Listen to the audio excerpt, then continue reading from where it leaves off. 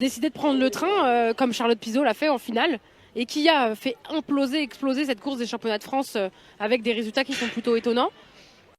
On a demandé à Eugénie Morel, qui sera la meneuse à l'heure, de passer en 58 secondes tout pile au 400. Voilà, avec la musique, avec Salah Cissé aux platines pour ambiancer tout ça. Mais là, on a l'impression quand même que Daily Cooper-Gaspard est au-dessus du lot quand on voit la start list.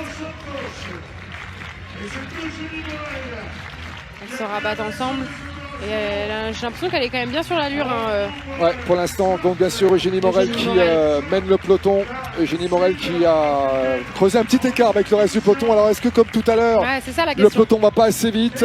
C'est vrai que le vent est défavorable là, dans la ligne droite opposée, donc forcément peut-être que ça joue un rôle et c'est évident.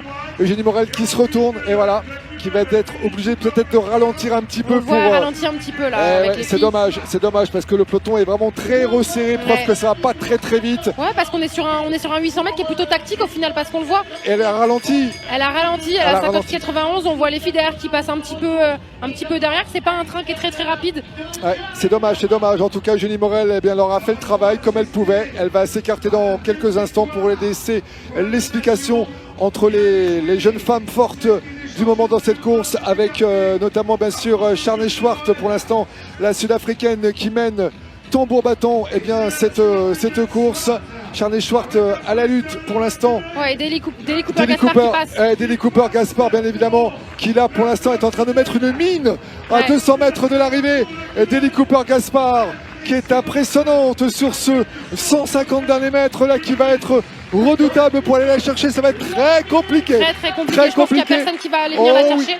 On le voit, on n'a jamais vu aussi bien quelqu'un à qui on dit il faut tirer sur les épaules pour aller plus vite. Elle a tiré les épaules dès la première partie de course. Et attention le chrono pour Daily Cooper, une 59-51.